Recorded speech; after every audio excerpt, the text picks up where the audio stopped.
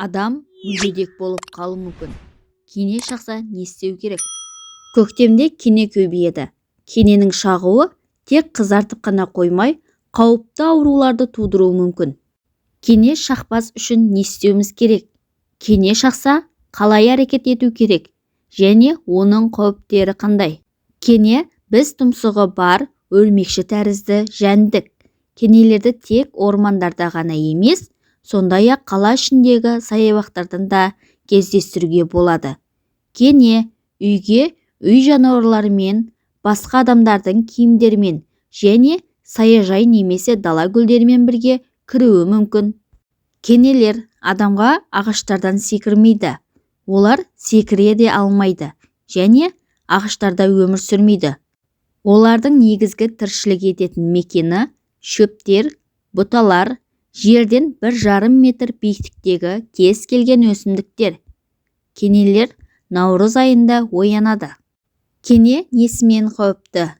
Қан сорғыш паразиттер, вирусты және бактериялы сипаттағы бірнеше инфекцияны таратушылар.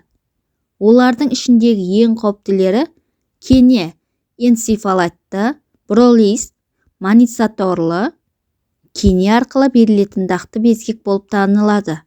Кене энцефалитті ми мен жұлынды зақымдайтын өте ауыр вирусты ауру. Кене денеге жабысып, сілекей сұйықтығын енгізген бойда ауру бірден адамға беріледі. Аурудың белгілері: дірілдеу, қызу көтерілуі, жүрек айну, бас ауруы, көз және маңдай тұсының ауруы, жарықтан қорқу, есін жоғалту және кейде комаға түсіп қалуы да мүмкін. Жүйке жүйесі жұмысы бұзылатындықтан бұл ауру адамның мүгедек болып қалуына да әкелуі мүмкін. Кене бролиза, лайм ауруы деп белгілі. Ол буындар, жүрек, ми және жұлынды зақымдайды. Бұл ауру ешқандай белгісіз өтуі мүмкін. Айлар бойы білінбей дамуы да мүмкін. Кейде емделеді, ал кейде созылмалыға айналады. Қоздырғыш кене сілекейінде де, кене ішінде болады. Сондықтан оны 2 күн ішінде алып тастаса, онымен зақымдалу қаупі азаяды. Кенені қалай дұрыс алу керек? Кенені бүтіндей және тірі күйінде алып шыққан дұрыс. Оның адаммен байланысы қаншалықты ұзақ болса, зақымдалу қаупі соншалықты жоғары болмақ. Жақын арада медициналық мекеме болса, оны бірден дәрігерге алдыртқан жөн. Егер қала сыртында болсаңыз, кенені пинцетпен қысып, айналдыра бұрап, жайлап алу керек. Қарапайым жіп қолдануға да болады. Жіппен кенені орап, жіпті айналдыра отырып, жайлап тартып аласыз.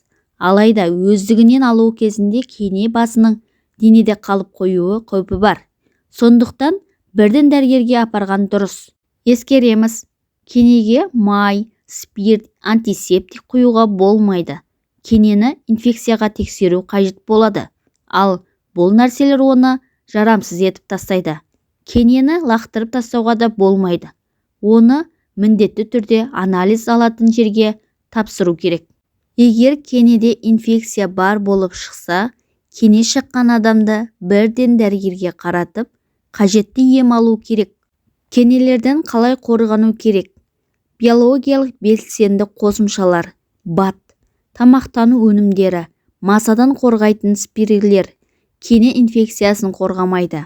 Кене инфекциясының алдын алу жолдары: барынша жабық киім мен бас киім кию, кенеге қарсы үркіткіш қолдану және табиғатқа шыққаннан соң міндетті түрде медицинаға барып емделу көріну қажет. Достар, менің пайдалы кеңестерім сіздерге ұнаған болса, менің каналыма тіркеліп лайк басуды ұмытпаңыздар. Өз ойларыңызды жаза кетіңіздер. Керекті жандарға жіберіп қойыңыздар.